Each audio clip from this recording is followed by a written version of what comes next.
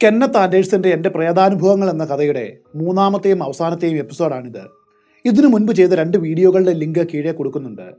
അമാനുഷികമായിട്ടുള്ള കാര്യങ്ങൾ മാത്രമല്ല ഇതിൽ അദ്ദേഹം പറയുന്നത്. ഇതിൽ പ്രേതാനുഭവങ്ങളും ആഭിചാരങ്ങളും അക്കാലത്തെ ജനങ്ങൾക്കിടയിൽ നിലനിന്നിരുന്ന വ്യത്യസ്തമായിട്ടുള്ള വിശ്വാസങ്ങളും അങ്ങനെ തുടങ്ങി നിരവധി കാര്യങ്ങൾ പരാമർശിക്കുന്നുണ്ട്. Welcome back.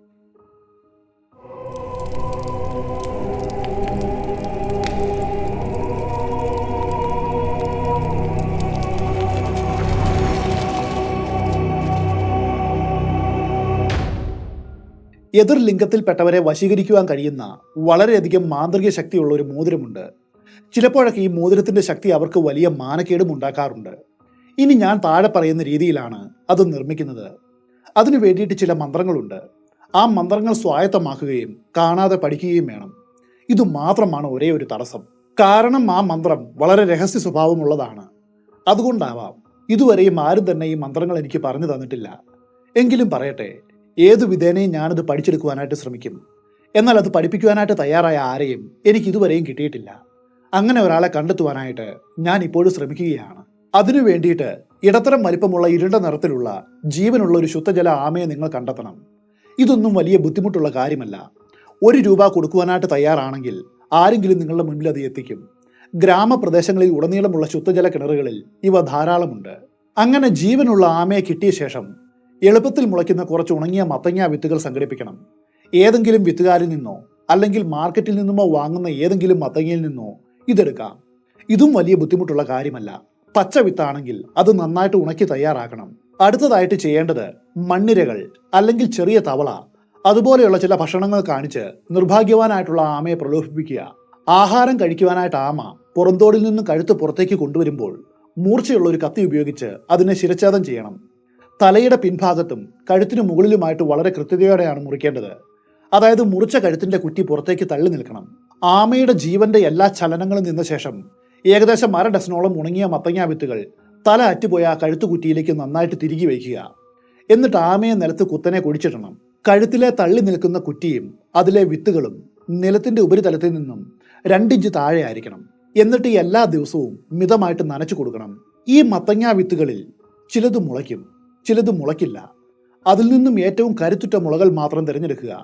അതിന്റെ 2ാമത്തെ ചിരപ്പ് പൊട്ടൽ പ്രത്യക്ഷപ്പെടും വരെ കാത്തിരിക്കുക. തുടർന്ന് ആമയുടെ അഴുകിയ കഴുത്തിൽ നിന്നും മുഴുവൻ തൈകളും അതിന്റെ വേരുകളടക്കം വളരെ ശ്രദ്ധാപൂർവം പറിച്ചെടുക്കണം. വേരുകളിൽ നിന്നും അഴുക്കുകൾ നീക്കം ചെയ്യണം. ആ തയ്യും അതിന്റെ വേരുകളും ഒരുമിച്ച് ചേർത്ത് അടിവശം പൊള്ളയായ അല്ലെങ്കിൽ കുഴിവുള്ള ഒരു മോതിരത്തിൽ കടത്തി വയ്ക്കണം. അതിനു വേണ്ട മോതിരം നിങ്ങൾ മുൻകൂട്ടി തയ്യാറാക്കി വെച്ചിരിക്കണം. ഏതു മോതിരത്തിലും നിങ്ങൾക്കിത് ചെയ്യാം. എങ്കിലും വെള്ളിയോ അല്ലെങ്കിൽ ചെമ്പിലോ നിർമ്മിച്ച മോതിരമാണ് ഏറ്റവും നല്ലത്. മോതിരത്തിന്റെ പൊള്ളയായ പൊഴിയിലേക്ക് മത്തൻ തൈയുടെ വേരുകൾ ഉൾപ്പെടെ പരമാവധി നിറച്ച ശേഷം അതിന്റെ മുകൾ വശം സീലിംഗ് വാക്സോ അല്ലെങ്കിൽ അതുപോലെയുള്ള ഏതെങ്കിലും വാർണിഷോ അതുമല്ലെങ്കിൽ പശയുള്ള പദാർത്ഥമോ ഉപയോഗിച്ച് സീൽ ചെയ്യണം. അതോടെ അത് ഉണങ്ങി നല്ല കടുപ്പമുള്ളതാവും. ഇത്തരം മോതിരം ഒരു സ്വർണ്ണ പണിക്കാരന്റെ കൈവശം സീൽ ചെയ്യുവാനായിട്ട് ഒരിക്കലും കൊടുക്കരുത്. കാരണം അവൻ മോതിരം മടയ്ക്കുവാനായിട്ട് ഉരുക്കിയ ലോഹം ഉപയോഗിക്കും. അതിന്റെ ചൂട് ഉള്ളിലെ തൈകളെ കത്തിച്ചു കളയും. പിന്നെ ആ മോതിരത്തിന് യാതൊരു ഗുണവും ഉണ്ടാകില്ല. ഇങ്ങനെ തയ്യാറാക്കിയ മോതിരം അടുത്ത അമാവാസി വരെ ഉപയോഗിക്കരുത്.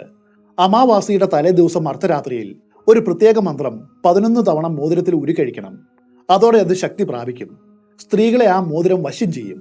ഈ മോതിരത്തിന്റെ ഗുണം ജീവിതകാലം മുഴുവനും നീണ്ടു നിൽക്കുമെന്ന് പറയപ്പെടുന്നു. മൈസൂർ സംസ്ഥാനത്തെ ഷിമോഗ ജില്ലയുടെ കിഴക്ക് കടുവകൾ ധാരാളമുള്ള ഒരു കാടുണ്ട്. ചിറ്റാൽ ദുർഗ എന്ന പട്ടണത്തിന് സമീപത്താണ് ഈ കാടുള്ളത്. അവിടെ വെച്ച് എനിക്കുണ്ടായ അമാനുഷികമായിട്ടുള്ള ഒരു അനുഭവത്തെക്കുറിച്ച് പറയാതെ ഈ വിഷയം പൂർണ്ണമാകില്ല. ചിറ്റാൽ ദുർഗിൽ നിന്നും ഏതാനും മൈലുകൾ അകലെയാണ് സാമ്പികഹള്ളി എന്ന ഗ്രാമം. ഈ ഗ്രാമം കൊടും വനത്താൽ ചുറ്റപ്പെട്ട ഒന്നാണ്. ഈ ഗ്രാമത്തിൽ നിന്നും ഏകദേശം 4 മൈൽ അകലെയായിട്ട് ബുദിഹള്ളി എന്നൊരു ഗ്രാമമുണ്ട്. അവിടേക്ക് പോകുന്ന പാതയിൽ കാടിന്റെ നടുവിലായിട്ട് വളരെ ആഴത്തിലുള്ള ഒരു കിണറും അതോട് ചേർന്ന് നാശോന്മുഖമായിട്ടുള്ള ഒരു പുരാതന ക്ഷേത്രവുമുണ്ട്. ഈ ക്ഷേത്രത്തിലും ക്ഷേത്ര കിണറ്റിലും അതിന്റെ പരിസരത്തും പ്രേതബാധയുണ്ടെന്ന് വിശ്വസിക്കപ്പെടുന്നു. പ്രേതബാധയ്ക്ക് ഈ സ്ഥലം പേര് കേട്ടതാണ്. അതുകൊണ്ടാകണം പട്ടാപ്പകലിൽ പോലും ഈ പ്രദേശത്തിന്റെ 1 ഫർലോങ്ങിന്റെ ഉള്ളിൽ ഒരു മനുഷ്യനും വരാറില്ല. സൂര്യാസ്തമയത്തിന് ശേഷം ഈ ദേശത്ത് ഒരു മനുഷ്യനും ഒരു കാരണവശാലും കാലുകുത്തില്ല. മനുഷ്യന്റെ ശല്യമില്ലാത്തതുകൊണ്ട് 2ഓളം സ്ലോത്ത് കരടികൾ സ്ഥിരമായിട്ട് തകർന്നടിഞ്ഞ ഈ ക്ഷേത്ര അവശിഷ്ടങ്ങൾക്ക് സമീപം താവളമടിച്ചിരുന്നു. അതോടൊപ്പം കരടികൾക്ക് ഒരു കൂട്ടെന്നോണം പഴയ ക്ഷേത്രത്തിൽ ഒരു പുള്ളിപ്പുലിയും താമസം ആരംഭിച്ചു. പരസ്പരം യാതൊരു കലഹവുമില്ലാതെയാണ് അവർ കഴിഞ്ഞു വന്നത്. അതിനിടെയാണ് വല്ലപ്പോഴുമൊക്കെ അവിടെ സന്ദർശിക്കാറുള്ള ഒരു കടുവ ഏതാനും ആഴ്ചകൾ അവിടെ സ്ഥിരമായിട്ട് താമസിക്കുവാനായിട്ട് തീരുമാനിച്ചത്. അതോടെ കരടികളും പുള്ളിപ്പുലിയും സുരക്ഷിതമായിട്ടുള്ള മറ്റു വാസസ്ഥലങ്ങൾ അന്വേഷിച്ച് അവിടെ നിന്നും പോയി. കാരണം കാട്ടിലെ രാജാവുമായിട്ട് ഒരേ വാസസ്ഥലം പങ്കിടുവാൻ അവരിൽ ആരും ധൈര്യപ്പെട്ടില്ല. കാരണം ജീവൻ പണയം വെച്ചുള്ള ചൂതാട്ടമാണ് അതെന്ന് അവർക്കറിയാം. ഏതാനും ആഴ്ചകൾ അവിടെ തങ്ങിയ ശേഷം കടുവയാകട്ടെ ആ വാസസ്ഥലം വിട്ടുപോയി. അതോടെ കരടികളും പുള്ളിപ്പുലിയും തിരികെ വന്നു. അങ്ങനെ കാര്യങ്ങളെല്ലാം സാധാരണ നിലയിലായി. അങ്ങനെ ഇരിക്കെ കുറച്ചു കാലം മുൻപാണ് സാമ്പികഹള്ളിയിൽ നിന്നും ഒരു ഗ്രാമീണൻ അപ്രത്യക്ഷനായി. ഒരു മാസത്തിനു ശേഷം ബുധിഹള്ളിയിൽ നിന്നും മറ്റൊരാളെ കാണാതായി. അവർക്ക് എന്താണ് സംഭവിച്ചത് എന്ന് ആർക്കും അറിയില്ലായിരുന്നു. കാണാതായ മനുഷ്യരുടെ അവശിഷ്ടങ്ങളോ അങ്ങനെ തുടങ്ങി യാതൊരു അടയാളമോ കണ്ടെടുക്കപ്പെട്ടില്ല. ഇന്ത്യയിലെ ഗ്രാമീണർ അവരുടെ ജന്മദേശം വിട്ട് മറ്റു സ്ഥലങ്ങളിലേക്ക് കുടിയേറുന്നത് വളരെ അപൂർവമാണ്. അങ്ങനെയുള്ളപ്പോൾ ഒന്നിനു പിന്നാലെ ഒന്നെന്ന കണക്കിൽ ഈ മനുഷ്യരുടെ തിരോധാനം സംഭവിച്ചപ്പോൾ ഗൗരവതരമായിട്ടുള്ള ഒരു ആകുലത മറ്റുള്ളവർക്കുണ്ടായി. അവർക്ക് എന്തെങ്കിലും അപകടം പറ്റിയിട്ടുണ്ടെന്ന് ന്യായമായിട്ടും അവർ സംശയിച്ചു. ഈ സമയത്ത് അസാധാരണ വലിപ്പമുള്ള ഒരു കടുവ അവരുടെ കന്നുകാലികളെ പതിവായിട്ട് ആക്രമിച്ചിരുന്നു. കാലികളെ കൊലപ്പെടുത്തുന്ന ഉദ്യമത്തിൽ ഈ കടുവ ഒരിക്കലും പരാജയപ്പെട്ടിരുന്നില്ല. അതിന്റെ ഈ നിർഭയമായിട്ടുള്ള രീതി കാരണം ഈ കടുവ വലിയ അപകടകാരിയാണെന്ന സംസാരം ഗ്രാമത്തിലുണ്ടായി. വൈകാതെ അത് പുരാതനമായ ആ ക്ഷേത്രത്തിൽ തന്റെ താവളം ഉറപ്പിച്ചു. ആ പ്രദേശത്ത് കാണപ്പെട്ട അതിന്റെ കാലടയാളങ്ങൾ വെച്ചാണ് ഇക്കാര്യം ജനങ്ങൾ മനസ്സിലാക്കിയത്. രാവിലെയോടെ അത് ക്ഷേത്രത്തിലേക്ക് മടങ്ങിപ്പോകുന്നത് പലരും കണ്ടിട്ടുണ്ട്. തലേന്ന് വൈകുന്നേരം അത് ഇരയും തേടി ക്ഷേത്രത്തിൽ നിന്നും പുറത്തേക്ക് വരുമ്പോൾ പാതയിലെ പൊടിയിൽ കാണപ്പെട്ട കാലടയാളങ്ങൾക്ക് മുകളിലായിരുന്നു മടക്കയാത്രയിൽ അവശേഷിച്ച കാൽപ്പാടുകളും കാണപ്പെടാറ്. ഒരു പക്ഷേ ഈ കടുവ ആയിരിക്കുമോ കാണാതായ 2 ഗ്രാമീണർക്ക് പിന്നിൽ പ്രവർത്തിച്ചത്? അത് തങ്ങളുടെ 2 സുഹൃത്തുക്കളെ ആഹരിച്ചു കാണുമെന്ന് ഗ്രാമവാസികൾക്ക് ഒരു തോന്നലുണ്ടായി. അതോടെ അവർ ക്ഷേത്രത്തിന്റെ അവശിഷ്ടങ്ങളിൽ താമസിക്കുന്ന നരഭോജിയിൽ നിന്നും തങ്ങളെ രക്ഷിക്കണമെന്ന് ആവശ്യപ്പെട്ട് അധികാരികൾക്ക് നിവേദനം നൽകി. സാമ്പികഹള്ളി ഒരു കാലത്ത് എനിക്ക് വളരെ പ്രിയങ്കരമായിട്ടുള്ള സ്ഥലമായിരുന്നു. ആ ഗ്രാമത്തിലുള്ള നിരവധി സുഹൃത്തുക്കൾ അവരെ സഹായിക്കുവാനായിട്ട് ആവശ്യപ്പെട്ട് എനിക്ക് നിരവധി കത്തുകൾ എഴുതി. അങ്ങനെ 2 ആഴ്ചയ്ക്ക് ശേഷം ഞാൻ ഗ്രാമത്തിലെത്തി. അപ്രത്യക്ഷരായ 2 ഗ്രാമീണരെ കുറിച്ച് ഞാൻ അന്വേഷിച്ചു. അവരെ മറ്റുള്ളവർ അവസാനമായിട്ട് കണ്ട ദിവസം അവർ എന്താണ് ചെയ്തത് എന്ന് വിശദമായിട്ട് അന്വേഷിച്ചു. പക്ഷെ എന്തോ ഒരു നിഗൂഢത ഈ കേസിൽ ഉള്ളതായിട്ട് എനിക്ക് തോന്നി. ആളുകൾ എന്തോ മറച്ചു വെക്കും പോലെ തോന്നുന്നു. വൈകാതെ ഗ്രാമത്തിലെ ഒരു പെൺകുട്ടിയും ഈ സംഭവത്തിൽ ഉൾപ്പെട്ടിരുന്നു എന്ന് മനസ്സിലായി. കാണാതായ ഈ 2 പേരും അവളുടെ കമിതാക്കളായിരുന്നു എന്ന് പറയപ്പെടുന്നു. ഈ പെൺകുട്ടി വളരെ ദരിദ്രയാണ്. അതേ സമയത്ത് അപ്രത്യക്ഷരായ 2 പേരും താരതമ്യേന നല്ല നിലയിൽ ജീവിക്കുന്നവരുമായിരുന്നു. അവർക്ക് ഗ്രാമത്തിൽ ഭൂമി സ്വന്തമായിട്ടുണ്ടായിരുന്നു. ഇവർ വിവാഹിതരാണ്, കുടുംബം ഉള്ളവരുമാണ്. എന്നാൽ അവർ ഇരുവരും കാണാതായപ്പോൾ കൈവശം വലിയൊരു തുക ഉണ്ടായിരുന്നു. അത് എത്രയുണ്ടെന്ന് 2 കുടുംബത്തിലെയും ഒരംഗത്തിനും യാതൊരു അറിവും ഉണ്ടായിരുന്നില്ല. അവരുടെ ബന്ധുക്കൾക്ക് ഇവർ അന്നേ ദിവസം പണവും എടുത്തുകൊണ്ട് വീട്ടിൽ നിന്നും ഇറങ്ങിയത് എന്തിനാണെന്ന് പോലും അറിയില്ല. പിന്നീടാണ് ഇതെല്ലാം വെളിച്ചത്ത് വന്നത്. കാരണം ഭർത്താക്കന്മാരുടെ പ്രവൃത്തികളെയോ അവരുടെ അധികാരത്തെയോ ചോദ്യം ചെയ്യുവാനായിട്ട് ധൈര്യപ്പെടാത്ത ഭാര്യമാരുള്ള ചുരുക്കം ചില സ്ഥലങ്ങളിൽ ഒന്നാണ് ഇന്ത്യ. പുരുഷന്റെ വാക്കാണ് നിയമം. സ്ത്രീകൾ അടുക്കളയിൽ ഒതുങ്ങിക്കൂടുന്നു. അവരതിൽ സംതൃപ്തരുമാണ്. 2 പേരുടെയും തിരോധാനത്തിന് പിന്നിൽ ഒരു കടുവയാകാമെന്ന് തെളിയിക്കുന്ന ഒരു തെളിവും എനിക്ക് അവിടെ നിന്നും കിട്ടിയില്ല. അങ്ങനെ ഇരിക്കെ വളരെ യാദൃശികമായിട്ട് എന്റെ അന്വേഷണത്തിന്റെ ഇടയിൽ ഞാൻ ഈ പെൺകുട്ടിയെ കണ്ടുമുട്ടി. കാണാതായവരെക്കുറിച്ച് ഞാൻ അവളോട് സംസാരിച്ചു. എന്നാൽ അവൾ പറഞ്ഞ ഉത്തരങ്ങൾ എനിക്കത്ര ദഹിച്ചില്ല. എന്നോട് പറഞ്ഞതിലും കൂടുതൽ കാര്യങ്ങൾ അവൾക്ക് അറിയാമെന്നാണ് എനിക്കപ്പോൾ തോന്നിയത്. അവൾ എന്തോ മറയ്ക്കുന്നുണ്ട്. എന്റെ മനസ്സിൽ ഒരു ചിന്ത കടന്നു വന്നു. ഈ പെൺകുട്ടി ചില്ലറക്കാരിയല്ല. ഏതൊരു നരഭോജി കടുവയേക്കാളും അപകടകാരിയും അതിലും കൂടുതൽ സൂക്ഷ്മതയുള്ളവളുമാണ്. പക്ഷെ ഞാനൊരു പോലീസുകാരനല്ല. അതുകൊണ്ട് ഒരു ഇൻഫോർമറായിട്ടോ ഡിറ്റക്റ്റീവായിട്ടോ ചമയേണ്ട യാതൊരു ബാധ്യതയും എനിക്കില്ല. ഈ പെൺകുട്ടിയുടെ ഉദ്ദേശങ്ങളോ അവളുടെ നീക്കങ്ങളോ അവളുടെ കമിതാക്കൾക്ക് എന്ത് സംഭവിച്ചോ എന്നതോ അങ്ങനെയുള്ള ഒന്നും തന്നെ എൻ്റെ വിഷയമല്ല. ഇതിനേക്കാളും എനിക്ക് താല്പര്യം ആ കടുവയുടെ കാര്യത്തിലായിരുന്നു. അന്നേ ദിവസം ഉച്ചഭക്ഷണം കഴിഞ്ഞ ഉടൻ തന്നെ പഴയ ആ ക്ഷേത്രത്തിലേക്ക് പോകുവാനും അനുയോജ്യമായ ഒരു ഒളിസ്ഥലം കണ്ടെത്തി നരഭോജി എന്ന് ജനങ്ങൾ പറയുന്ന ആ കടുവയെ ഒന്ന് കണ്ടു കളയാമെന്ന പ്രതീക്ഷയിൽ രാത്രി മുഴുവനും അവിടെ തങ്ങുവാനും ഞാൻ തീരുമാനിച്ചു. ഈ ജീവിയെ കണ്ട ഉടൻ തന്നെ വെടിവെക്കുവാൻ ഞാൻ തീരുമാനിച്ചില്ല. കാരണം ആ കടുവ നരഭോജിയാകുവാനായിട്ട് സാധ്യതയില്ലെന്ന് എന്തോ എന്നോട് പറയും പോലെ തോന്നി. അതൊരു വേനൽക്കാലമാണ്. പൗർണമി വരുവാനായിട്ട് 1-2 ദിവസമേ ബാക്കിയുള്ളൂ. കൊടും ചൂട് നിറഞ്ഞ ഒരു ചെറിയ മൺകുടിലിലോ അല്ലെങ്കിൽ വനം വകുപ്പിന്റെ ബംഗ്ലാവിലോ ഈ രാത്രി ചെലവഴിക്കുന്നതിലും എന്തുകൊണ്ടും നല്ലത് നിലാവെളിച്ചവും തുറസായ അന്തരീക്ഷവുമുള്ള ആ ക്ഷേത്ര പരിസരം തന്നെയാണ്.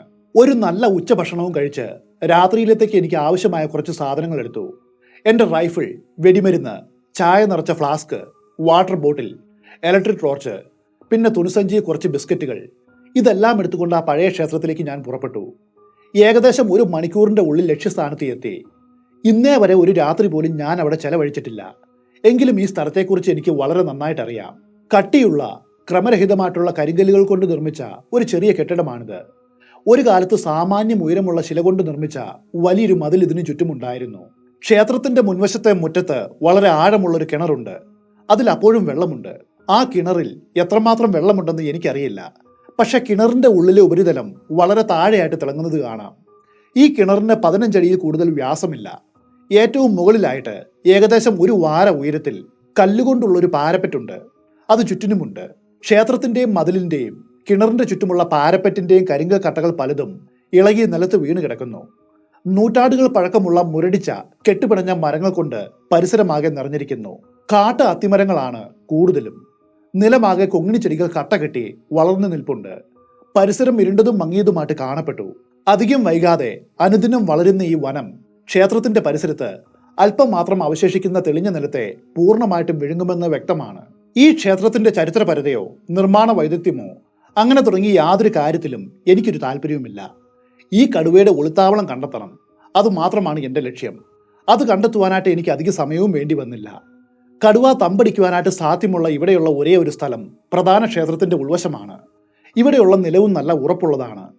പക്ഷെ അവിടെയും ഇവിടെയുമായിട്ടും മണൽ നിറഞ്ഞ മൃദുവായിട്ടുള്ള നിലവുമുണ്ട്. അവിടെയായിട്ട് വലിയൊരു ആൺകടുവ ഇവിടേക്ക് വരികയും പോവുകയും ചെയ്ത കാലടയാളങ്ങൾ വ്യക്തമായിട്ടും കാണാം. ആ കാൽപ്പാടുകൾ ക്ഷേത്രത്തിലേക്കും അവിടെ നിന്നും പുറത്തേക്കും പോകുന്നുണ്ട്. ഈ സമയത്ത് കടുവ ക്ഷേത്രത്തിൽ ഉണ്ടെങ്കിൽ അത് അകത്ത് കിടന്ന് നല്ല ഉറക്കത്തിലായിരിക്കുമെന്ന് എനിക്കറിയാം. ഈ ക്ഷേത്രത്തിന്റെ ഉള്ളിൽ ഞാൻ ഒരിക്കലും വന്നിട്ടില്ല. എന്നാൽ ഇത്തരം കെട്ടിടങ്ങളുടെ പൊതുവായിട്ടുള്ള ഘടന എന്താണെന്ന് എനിക്കറിയാം. അതുകൊണ്ട് നല്ല സുരക്ഷിതത്വം തോന്നി.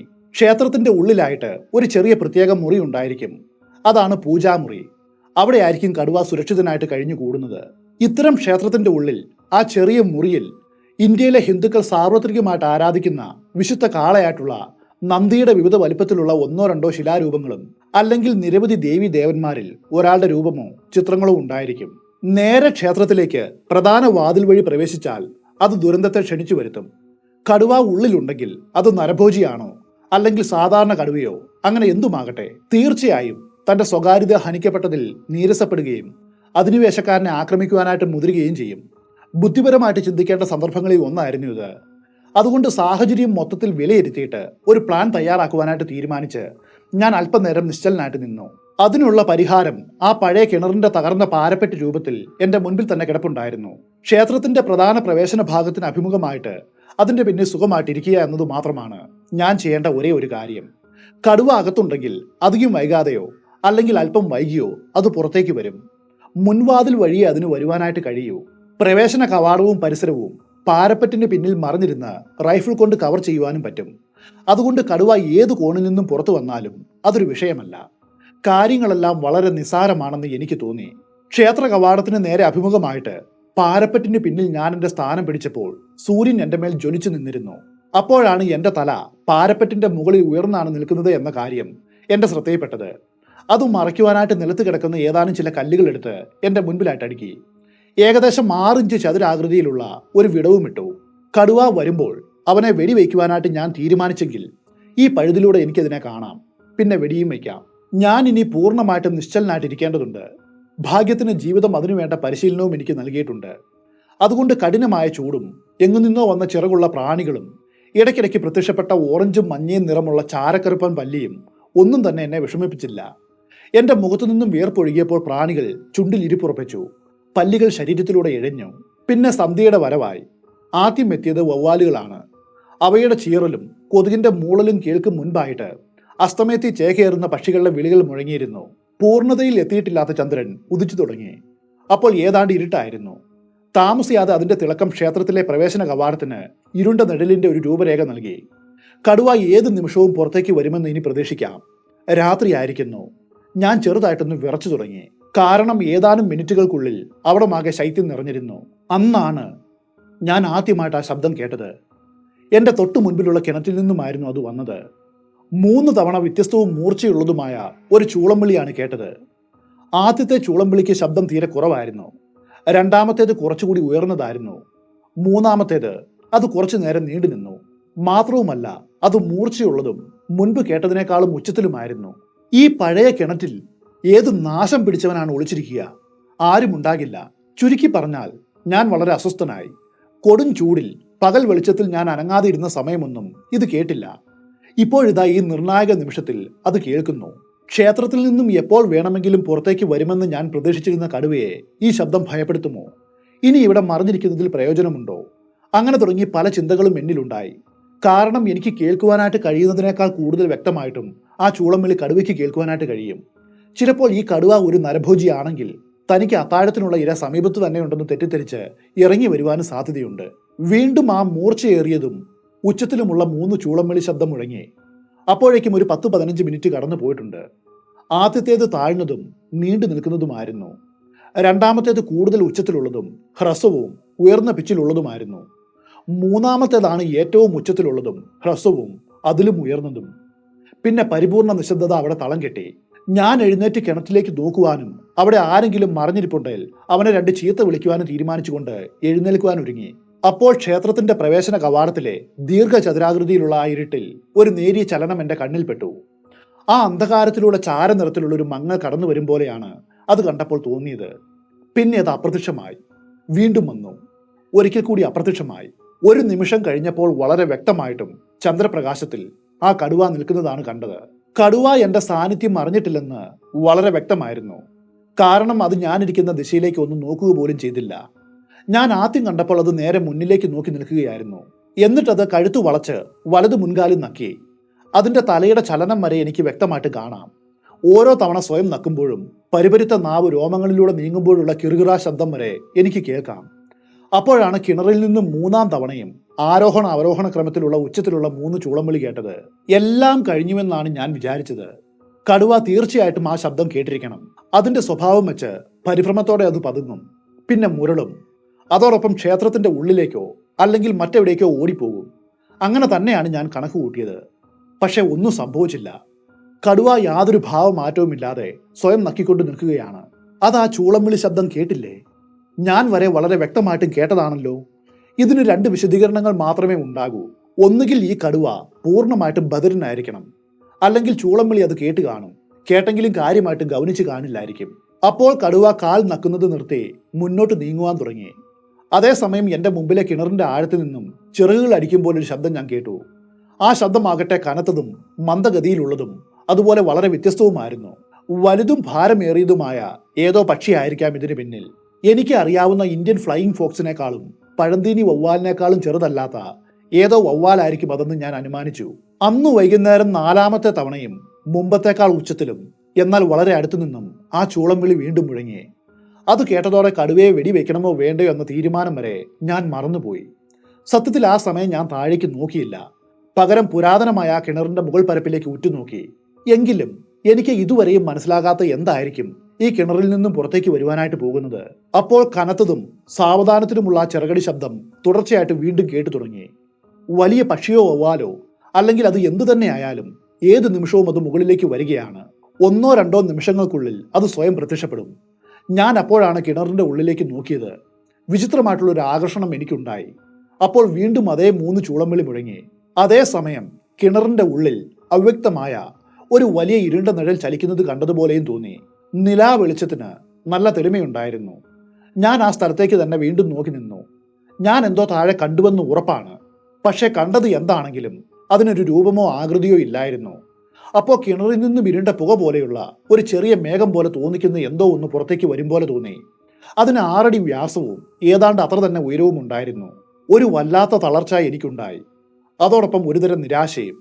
കിണറിൽ നിന്നും ഇപ്പോൾ പുറത്തേക്ക് വന്നത് എന്താണ്? എൻ്റെ ഇതുവരെയുള്ള ജീവിതത്തിൽ നിരവധി പ്രശ്നങ്ങൾ ഉണ്ടായിട്ടുണ്ട്. ഈ ഭാരവും ചുമന്നുകൊണ്ട് ഞാൻ എന്തിനു ജീവിക്കണം? ഈ കിണറ്റിലേക്ക് എടുത്തു ചാടി എല്ലാ ദുരിതവും ഒരു നിമിഷം കൊണ്ട് അവസാനിപ്പിച്ചാലോ? ഇങ്ങനെയുള്ള ചിന്തകളാണ് എൻ്റെ ഉള്ളിലൂടെ കടന്നുപോയത്. ഞാൻ അമ്പരപ്പോടെ ശരീരമിളക്കി തുറിച്ചു നോക്കി. ഒരു മേഘക്കീറ് കിണറിന്റെ വട്ടത്തിന് മുകളിൽ ഒരു നിമിഷം മുൻപ് പ്രത്യക്ഷപ്പെട്ടതാണ്. അടുത്ത സെക്കൻഡിൽ അത് കാണാതെയായി. അവ്യക്തമായ ആ മേഘത്തെ ചന്ദ്രവെളിച്ചത്തിൽ ഞാൻ വളരെ വ്യക്തമായിട്ടും കണ്ടതാണ്. കടുവ ആദ്യമായിട്ട് പ്രത്യക്ഷപ്പെട്ട സമയം ഞാൻ ഉദ്യോഗം കൊണ്ട് വിയർക്കുവാൻ തുടങ്ങിയിരുന്നു. കാട്ടിൽ വെച്ച് കടുവയെ കാണുമ്പോൾ ഇന്നും എനിക്കുണ്ടാകുന്ന ഒരു കാര്യമാണിത്. എന്നാൽ ഇതാ ഇപ്പോൾ സംഭവിക്കുന്നത് അതിന് വിപരീതമാണ്.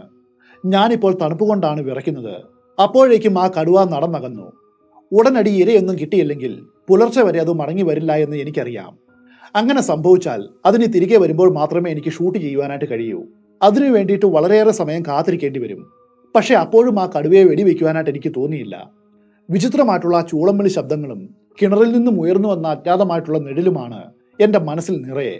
എന്തായാലും 4 മൈൽ അകലെയുള്ള സാമ്പികഹള്ളിയിൽ ഞാൻ താമസിക്കുന്ന വായുസഞ്ചാരമില്ലാത്ത മുറിയിൽ ഇരിക്കുന്നതിനേക്കാളും എന്തുകൊണ്ടും നല്ലത് ഇവിടെ ഈ നിലാവെളിച്ചത്ത് തുറസായിട്ടുള്ള സ്ഥലത്ത് ഇരിക്കുന്നതാണ്. ചൂളം വിളി ശബ്ദവും നിഴലും ഒഴികെ ബാക്കിയെല്ലാം തന്നെ ഞാൻ മറന്നു. ഞാൻ കണ്ടതിന്റെ കാരണം എന്തായിരിക്കുമെന്ന് ഊഹിക്കുവാൻ ശ്രമിച്ചു. എനിക്ക് പരിചിതമായിട്ടുള്ള ഒരു പക്ഷിയുടെയും ചൂളംവിളി ശബ്ദത്തിനോട് അതിന് സാമ്യമില്ലായിരുന്നു. അതൊരു മനുഷ്യന്റെ ശബ്ദവുമല്ല. ഞാൻ കേട്ട ആ ചിറകടി ഒരു പക്ഷേ ഏതെങ്കിലും വലിയ പക്ഷിയോ അല്ലെങ്കിൽ ഞാൻ ഇതിനോടകം സൂചിപ്പിച്ച ഇന്ത്യൻ പഴന്തീനി വവ്വാലോ അങ്ങനെ ഏതെങ്കിലും ആയിരിക്കാം. പക്ഷേ ഈ കിണറ്റിൽ നിന്നും പക്ഷിയോ വവ്വാലോ അങ്ങനെ ഒന്നും തന്നെ പുറത്തേക്ക് വന്നിട്ടുമില്ല. അതും ഉറപ്പാണ്. കാരണം കിണറിന്റെ ബായ് ഭാഗത്തു നിന്നും ഒരു നിമിഷം പോലും ഞാൻ നോട്ടം മാറ്റിയിരുന്നില്ല. അവിടെ നിന്നും പുറത്തു വന്നതാകട്ടെ വളരെ വ്യത്യസ്തമായിട്ടുള്ള ഒന്നായിരുന്നു. വിശദീകരിക്കുവാൻ കഴിയാത്ത പുക പോലെയുള്ള ഒരു രൂപം. ലളിതമായിട്ട് പറഞ്ഞാൽ ഒരു ചെറിയ മേഘം. ആ മേഘം എന്റെ കൺമുമ്പിൽ തന്നെ അപ്രത്യക്ഷവുമായി. ഈ സമസ്യയുടെ കാരണവും തിരഞ്ഞെടുക്കുന്ന സമയത്ത് ചുറ്റുപാടുകൾ ഞാൻ ശ്രദ്ധിച്ചില്ല. അപ്പോഴാണ് എന്റെ പിറകിൽ എവിടെയോ നിന്നും പതിഞ്ഞൊരു മുരളൽ കേട്ടത്. ഒരു ഞെട്ടലുണ്ടായി. അതോടെ ഞാൻ സ്ഥലകാല ബോധത്തിലേക്ക് മടങ്ങിയെത്തി. ആ കടുവ അവിടെ നിൽപ്പുണ്ടായിരുന്നു. അത് ചുറ്റിക്കറങ്ങി മറ്റൊരു ദിശയിലൂടെ മടങ്ങി വന്നതാണ്. കടുവ എന്നെ കണ്ടിരിക്കുന്നു. ഇതിനോടകം 2 ഗ്രാമീണരെ കൊലപ്പെടുത്തി ആഹരിച്ചവനെന്ന കുപ്രസിദ്ധി നേടിയ നരഭോജിയാണവൻ. ഞാൻ ജാഗ്രതയോടെ തിരിഞ്ഞ് എന്റെ .405 തോളിലേക്ക് ഉയർത്തി. ഏകദേശം 40 വാര ദൂരെയായിട്ട് ആ കടുവ നിലാവെളിച്ചത്തിൽ ഊരയും അമർത്തിയിരിക്കുന്നുണ്ടായിരുന്നു. അതെന്നെ രൂക്ഷമായിട്ട് നോക്കി. എന്നിട്ട് ചെറുതായിട്ട് തല ചായച്ച് നേരിയ പ്രതിഷേധ ഭാവത്തിൽ മുരണ്ടു. അതെന്നോട് ഇങ്ങനെ പറയും പോലെയാണ് തോന്നിയത്. നിനക്ക് ഇവിടെ നിന്നും ഈ നരകത്തിൽ നിന്ന് രക്ഷപ്പെടുവാനായിട്ട് കഴിയില്ലേ? അതിനു വേണമെങ്കിൽ ഇതിനോടകം അതിന്റെ സാന്നിധ്യം ഞാൻ അറിയും മുൻപ് എന്നെ കൊല്ലാമായിരുന്നു. എന്നാൽ അത് ചെയ്തില്ല. അതിന്റെ അർത്ഥം ഈ കടുവ ഒരു നരഭോജി അല്ല എന്നാണ്. ഈ മൃഗത്തോട് ഞാൻ തീർച്ചയായിട്ടും നന്ദി കാണിക്കേണ്ടതുണ്ട്. അതെന്റെ ജീവൻ എടുത്തില്ല. മാത്രവുമല്ല, ആത്മഹത്യക്ക് എന്നെ പ്രേരിപ്പിച്ച ചിന്തകളിൽ നിന്നും അതിന്റെ സാന്നിധ്യമാണ് എന്നെ രക്ഷിച്ചതും. ഞാൻ അവനോട് നന്ദി കാണിക്കുവാനായിട്ട് കടമപ്പെട്ടവനാണ്. ഞാൻ അതിനുവേണ്ടി എഴുന്നേറ്റു. എന്നിട്ട് ആദരവോടെ തലകുനിച്ചു. അടുത്ത നിമിഷം ആ കടുവ എന്റെ കാഴ്ചയിൽ നിന്നും അപ്രത്യക്ഷമായി. അതിനുശേഷം റൈഫിൾ എന്റെ കൈമുട്ടിന്റെ മടക്കിൽ വെച്ചുകൊണ്ട് കിണറ്റിൽ ഒളിച്ചിരിക്കുന്ന അജ്ഞാതനായ ചൂളമിടിക്കാരനെ കണ്ടുപിടിക്കുവാൻ ഞാൻ ടോർച്ച് കിണറ്റിലേക്ക് തെളിച്ചു. എന്നാൽ ആഴത്തിൽ കിടക്കുന്ന വെള്ളം മാത്രമാണ് അവിടെ കണ്ടത്. തീർച്ചയായിട്ടും അവിടെ ആരും ഒളിച്ചിരിപ്പില്ല. കാരണം ഞാൻ കിണറിന്റെ അകത്തെ ഓരോ ഇഞ്ചും ടോർച്ച് കൊണ്ട് തെരഞ്ഞതാണ്. പിന്നെ ദേഷ്യത്തോടെ ഓരോന്ന് ആലോചിച്ചുകൊണ്ട് ആ സ്ഥലം വിട്ട് നടക്കുവാൻ തുടങ്ങി. കടുവയെ കാണാനുമില്ല. അന്ന് രാത്രി മുഴുവനും ഫോറസ്റ്റ് റെസ്റ്റ് ഹൗസിന്റെ വരാന്തയിൽ ചെലവഴിക്കേണ്ട ഗതികേടാണ് എനിക്കുണ്ടായത്. ഗ്രാമത്തിൽ നിന്നും ഏകദേശം 1 മൈൽ അകലെയുള്ള ആ ചെറിയ ബംഗ്ലാവിലെത്തിയ ശേഷം അകത്ത് കിടന്നുറങ്ങുന്ന വാച്ച്മാനെ ഞാൻ ഉറക്കെ വിളിച്ചു. പിന്നെയും വിളിച്ചു. മറുപടി കിട്ടിയില്ല. ഉറപ്പാണ്, ആ വാച്ച്മാൻ അവിടെ എങ്ങുമില്ല. അയാൾ ഇപ്പോൾ ഗ്രാമത്തിലെ ഏതോ കുടിലിൽ കിടന്ന് സുഖമായിട്ട് ഉറങ്ങുന്നുണ്ടാവും. ഇതൊന്നും എന്നെ ആശ്ചര്യപ്പെടുത്താറില്ല. ഇന്ത്യയിലുള്ള ഒരു വാച്ച്മാനും ഉറക്കമിളച്ച് ജാഗ്രതയോടെ നിരീക്ഷണത്തിനിരിക്കില്ല എന്ന് ഇന്ത്യയിൽ ജീവിച്ചിരിക്കുന്ന എല്ലാവർക്കും അറിയാം. അവർ ഒരുപക്ഷെ നിങ്ങളെക്കാളും അല്ലെങ്കിൽ എന്നെക്കാളും സുഖമായിട്ട് ഉറങ്ങും. മനുഷ്യർ ഉറങ്ങേണ്ട സമയമാണ് രാത്രിയെന്ന് അവർക്ക് വ്യക്തമായിട്ടും അറിയാം. അങ്ങനെയാണ് എനിക്ക് ചതുരാകൃതിയിലുള്ള ചെറിയ ബംഗ്ലാവിന്റെ 3 വശത്തേക്ക് നീണ്ടുകിടക്കുന്ന വരാന്തയിലേക്ക് കയറേണ്ടി വന്നത്. ഇത്രയും വിജനമായ സ്ഥലത്ത് ഒരു കള്ളനുണ്ടായാൽ പോലും ഇത്രയും മോശപ്പെട്ട ഒരു സാധനം മോഷ്ടിക്കില്ല എന്ന് നന്നായിട്ട് അറിയാവുന്നതുകൊണ്ടാവണം ഒരു ചാരു കസേര ആ വരാന്തയിൽ ആ കെയർടേക്കർ വെച്ചിരുന്നു. അങ്ങനെ ഞാൻ ഏതാനും മണിക്കൂറുകൾ കൂടി അവശേഷിക്കുന്ന രാത്രി ഉറങ്ങി തീർക്കുവാൻ ആ ചാരു കസേരയിലേക്ക് ചാഞ്ഞു. ആ കടുവ നരഭോജി അല്ല എന്നെനിക്ക് ബോധ്യമായെന്നും കാണാതായ ആളുകളുടെ ദുരൂഹത പരിഹരിക്കണമെങ്കിൽ അവർക്കതിന് ആഗ്രഹമുണ്ടെങ്കിൽ ഇരുവരുമായിട്ടും അടുത്ത ബന്ധം പുലർത്തിയിരുന്ന മനോഹരിയായ ആ പെൺകുട്ടിയെ ചോദ്യം ചെയ്യണമെന്നും അവരുടെ കൈവശമുണ്ടായിരുന്ന പണത്തിന് എന്ത് സംഭവിച്ചു എന്ന് അന്വേഷിക്കുവാനായിട്ട് പോലീസിനോട് പ്രത്യേകം പറയണമെന്നും പിറ്റേന്ന് രാവിലെ സാമ്പികഹള്ളിയിലെ സുഹൃത്തുക്കളോട് പറയുകയായിരുന്നു എന്റെ ഉദ്ദേശം. അതിനുശേഷം എന്റെ സ്റ്റുഡി ബേക്കറിൽ ഞാൻ നേരെ വീട്ടിലേക്ക് പോകും. പക്ഷേ അന്ന് രാത്രി ഉറക്കം എന്നെ വിട്ടകന്നു. നിഗൂഢമായിട്ടുള്ള ആ ചൂളംവിളി ശബ്ദങ്ങൾ, ചിറകുകൾ അടിക്കുന്ന ശബ്ദം, എനിക്കുണ്ടായ വിചിത്രമായിട്ടുള്ള ആലസ്യവും നൈരാശ്യവും, എല്ലാറ്റിനും ഉപരിയായിട്ട് കിണറ്റിൽ നിന്നും പുറത്തേക്ക് വന്ന വിചിത്രമായിട്ടുള്ള മേഘരൂപം.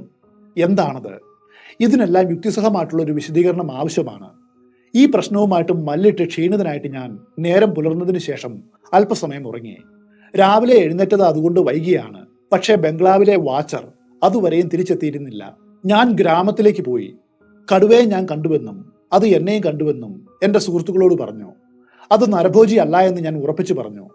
ഞാൻ കേട്ട ചൂളംവിളി ശബ്ദത്തെക്കുറിച്ചോ മേഘരൂപത്തെക്കുറിച്ചോ അവരോട് ഒന്നും പറഞ്ഞില്ല. കാരണം എൻ്റെ ഈ കഥ എന്നെ തന്നെ പരിഹാസ്യനാക്കുമെന്ന കാര്യത്തിൽ എനിക്ക് നല്ല ഉറപ്പുണ്ട്. അപ്പോഴാണ് ഞാൻ എവിടെയാണ് ഒളിച്ചിരുന്നത് എന്ന് എൻ്റെ ഒരു സുഹൃത്ത് ചോദിച്ചത്. ഞാൻ ആ പഴയ കിണറിന്റെ പാരപ്പറ്റിന് പിന്നെ ഒളിച്ചിരുന്നുവെന്ന് അവനോട് മറുപടിയും പറഞ്ഞു. അത് പറഞ്ഞതും അവൻ എന്നെ വിചിത്രമായിട്ടൊന്ന് നോക്കി. നിങ്ങൾ അവിടെ കടുവയല്ലാതെ മറ്റെന്തെങ്കിലും കണ്ടിരുന്നോ, അല്ലെങ്കിൽ വല്ലതും കേട്ടോ, അവൻ ചോദിച്ചു. കുറച്ചു നേരത്തേക്ക് ഞാൻ മറുപടി പറഞ്ഞില്ല. പിന്നെ ഞാൻ ചോദിച്ചു, നിങ്ങൾ എന്താണ് ഉദ്ദേശിച്ചത്?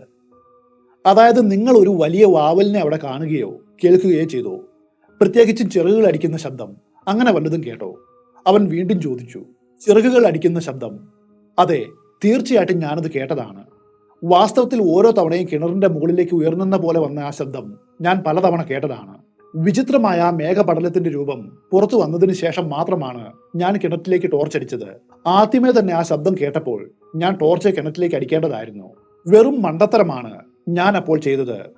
അങ്ങനെ ചെയ്തിരുന്നുവെങ്കിൽ എനിക്ക് എന്തെങ്കിലും കാണുവാനായിട്ട് കഴിയുമായിരുന്നു. എന്നാൽ ആ സമയത്ത് ഞാൻ കടുവയെ കാത്തിരിക്കുകയായിരുന്നു. അതുകൊണ്ട് അങ്ങനെ ചെയ്യുവാനായിട്ട് കഴിയുന്ന സാഹചര്യവുമായിരുന്നില്ല.